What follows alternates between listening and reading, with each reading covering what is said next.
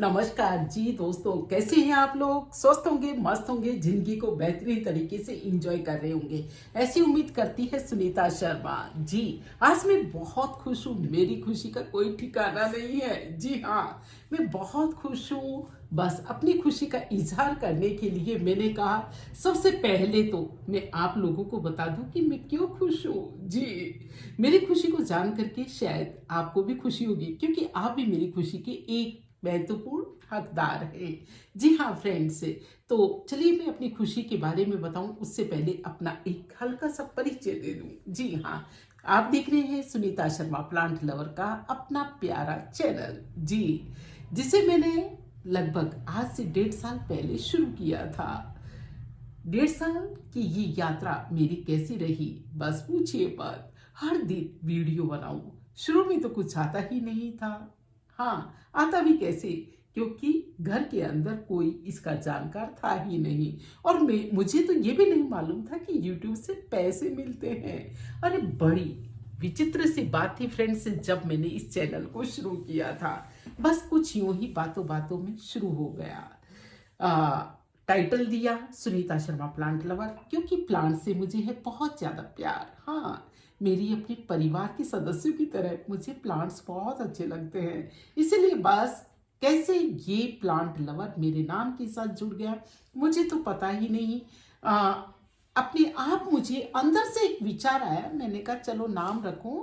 तो अपने चैनल का बिना कुछ सोचे समझे बस एक ही याद आ गया कि प्लांट लवर रखती हूँ। और वास्तव में दोस्तों, आप लोग उसे सराह रहे हैं, आप लोगों को मेरे वीडियोस अच्छे लग रहे हैं, इसके लिए आपका तहे दिल से शुक्रिया, बहुत बहुत शुक्रिया, बहुत आभार, दिल से आभार। जी हाँ, अगर कोई किसी के दर्द का हिस्सा बन जाता है, यानी उसको बटाने वाला बन जाता है, तो बात मत पूछिए। वास्तव में चाहे मैंने चैनल को यूं ही शुरू किया था, लेकिन साथ ही एक मन में इच्छा थी कि हाँ, मैं इससे कुछ कमाऊं, क्योंकि वो दौर ही ऐसा था जब मुझे कुछ ज़रूरत थी, विशेष ज़रूरत थी दोस्तों। और उस समय मैंने ये चैनल की शुरुआत की थी। आप लोगों ने उसे बहुत प्यार दिया, बहुत स्नेह दिया। आप लोगों को मेरा बोलने का तरीका अच्छा लगा, मेरा गार्डन के साथ साथ है। लेकिन सबसे पहले चलिए मैं अपने प्लांट लवर होने की यात्रा के बारे में बताती हूँ दोस्तों, जो बड़ी इंटरेस्टिंग है। आप भी उसे अच्छी तरह से सुनिए। हाँ, आप भी इसे अच्छी तरह से सुनेंगे, मुझे उम्मीद है, और आपको भी पसंद आएगी। क्या आपने भी ऐसा कोई प्लांट लवर देखा है? देखा हो तो मुझे कमेंट करके बताएंगे। फ्रेंड्स, जब मैं 6th 7th में पढ़ती थी, 6th 7th में पढ़ती थी, यानी अपने घर पर मम्मी पापा के पास रहती थी, तो माँ थी हमारी पेड़ों की विशेष शौकीन। बात मत पूछिए, बहुत ही। अरे घर में कौन सा पेड़ ऐसा था, कौन सा फल ऐसा था जो उन्होंने नहीं लगा रखा था? बहुत। अमरूद, एक तो पेड़ नहीं, अमरूद की हर वैरायटी वहां मिलेगी। अनार, अनार की भी हर वैरायटी वहां मिलेगी। जामुन, शहतूत, आम की लगभग, सेब के अलावा और कटहल के अलावा मैंने वहां लगभग सभी सब्जियां और सभी जो है फ्रूट्स के पेड़ पाए।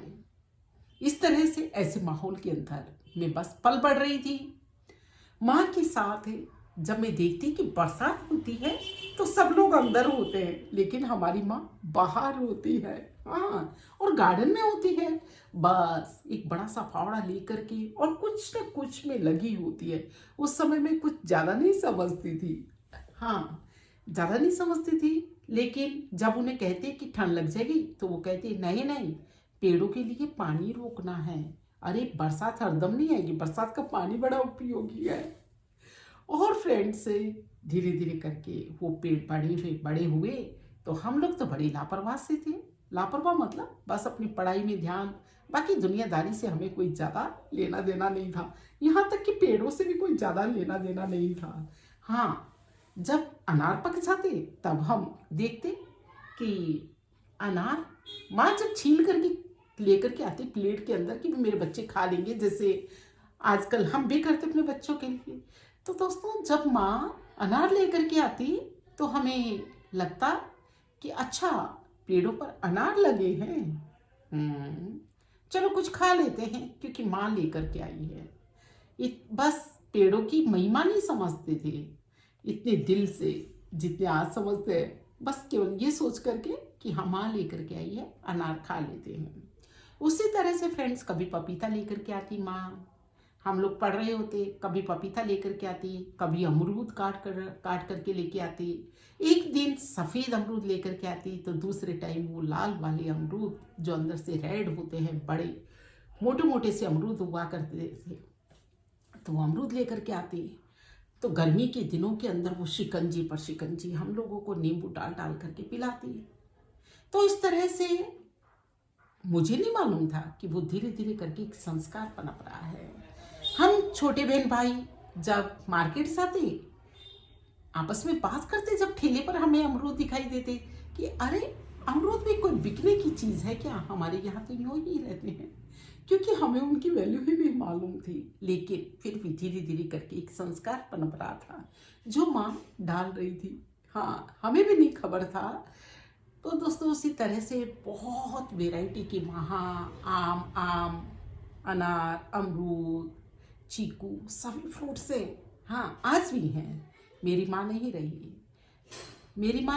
लेकिन उनके लगाए हुए पेड़ आज भी बहुत अच्छी तरह से पल फल रहे हैं। जी, मेरा भाई उन्हें संभालता है, और साथ ही पड़ोसी लोग भी सहयोग करते हैं। भाई बहुत बार दिल्ली होता है, तो पड़ोसी लोगों को भी धन्यवाद इस बात के लिए कि आज घर में चाहे वहाँ कोई रह नहीं रहा है, लेकिन फिर भी क्योंकि उनको भी खाने के लिए फल मिल जाते हैं। हाँ, जो करता है वो लेता है, इसमें कौन सी बड़ी बात है।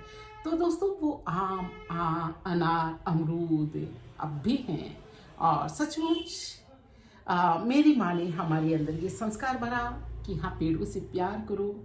बताती है माँ, कई बार बताया करती थी, अरे मैं बीमार होती ना, कहीं जाती हूँ हॉस्पिटल में ही चाहे क्यों नहीं जाऊँ, वहाँ भी जा कर के देखती हूँ कि अच्छा ये पेड़ है, मैं जा कर के जब ठीक हो जाऊँगी घर में लगाऊंगी।